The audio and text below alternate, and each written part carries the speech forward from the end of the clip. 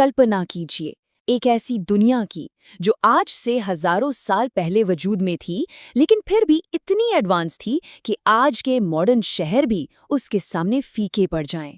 आज हम इतिहास की सबसे रहस्यमयी और उन्नत प्राचीन सभ्यताओं में से एक यानी सिंधु घाटी सभ्यता के उन गहरे राजों से पर्दा उठाने वाले हैं। अब देखिए, इस सफर में आगे बढ़ने से पहले एक बहुत ही जरूरी डिस्क्लेमर देना चाहूंगा। यहाँ हम जो भी जानकारी साझा कर रहे हैं वो पूरी तरह से पुरातात्विक खोजों और विशेषज्ञों के अनुमानों पर आधारित है, क्योंकि सच तो ये है कि इस सभ्यता की लिपि को आज तक कोई पढ़ ही नहीं पाया है। इसलिए इस पूरे विश्लेषण को एक सीखने के नजरिए से देखिएगा, ना कि किसी अंतिम सत्य के रूप में। और हाँ, अगर आपको ऐसे ऐतिहासिक रहस्यों को खंगालना पसंद है तो इस विश्लेषण को लाइक जरूर करें, चैनल को सब्सक्राइब करें और बेल आइकन दबाना बिल्कुल मत भूलिएगा। चलिए, अब हम इस वीडियो की शुरुआत करते हैं। और एक खास बात बता दूं, इसे हमने बिल्कुल बेहतरीन 4K HD क्वालिटी में तैयार किया है। मतलब जब हम इन प्राचीन नक्शों और कलाकृतियों की बारीक डिटेल्स को जूम इन करके देखेंगे ना, तो कुछ भी ब्लर या धुंधला नहीं होगा। तो चलिए, तैयार हो जाइए अतीत के पन्नों को पलटने के लिए। अब जरा इस तस्वीर को देखिए, ये सच में दिमाग घुमा देने वाला है।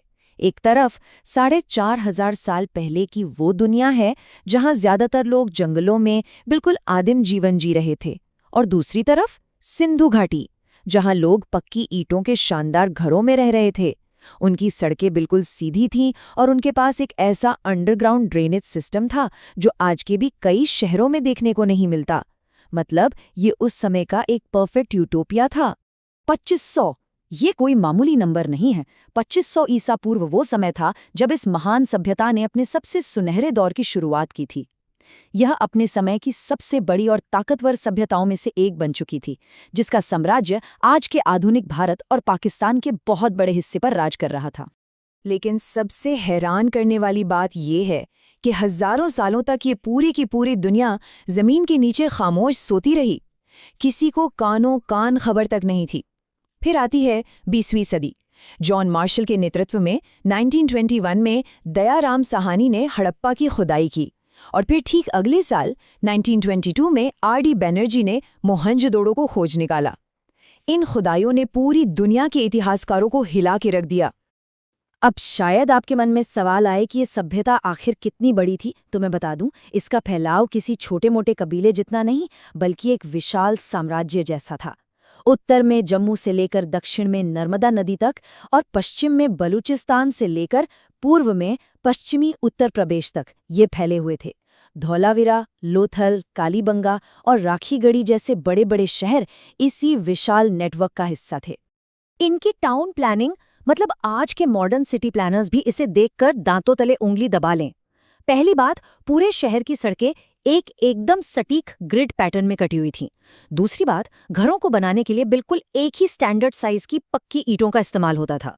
और सबसे कमाल की बात, उनका अंडरग्राउंड ड्रेनेज सिस्टम। लगभग हर घर में अपना एक प्राइवेट बाथरूम और पानी की सप्लाई थी। जरा सोचिए, उस जमाने में हाइजीन का इतना क्रेज।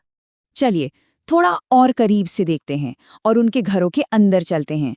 इनके घर 1 या 2 मंजिला होते थे, और हर घर के बीचों बीच एक बड़ा सा आंगन होता था।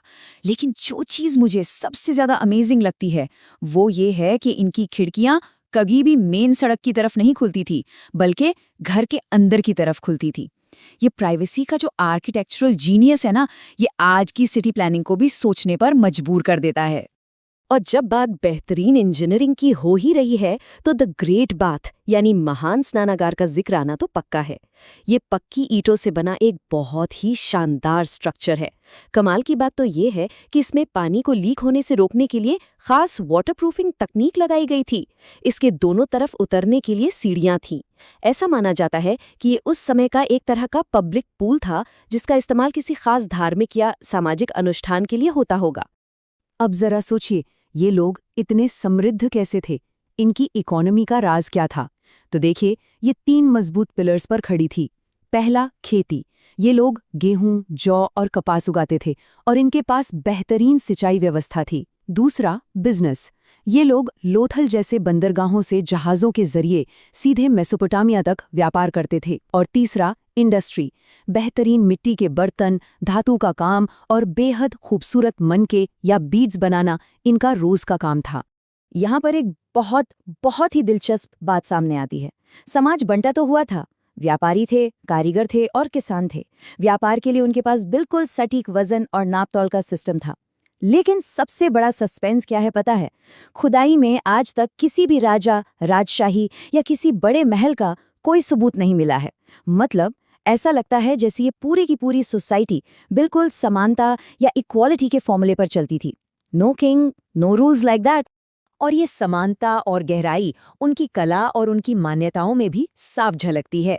वो पशुपति मोहर जिस पर शिव जैसा एक रूप बना है, या फिर मातृ देवी की वो बारीक मूर्तियां, ये सब दिखाते हैं कि वो लोग प्रकृति और जानवरों की कितनी इज्जत करते थे। और हाँ, वो मशहूर डांसिंग गर्ल और दाढ़ी वाले प्रीस्ट किंग की मूर्ति, ये सिर्फ मूर्तियां नहीं है, ये उनके उस शानदार रहन सहन और आर्टिस्टिक विजन का सीधा सबूत है।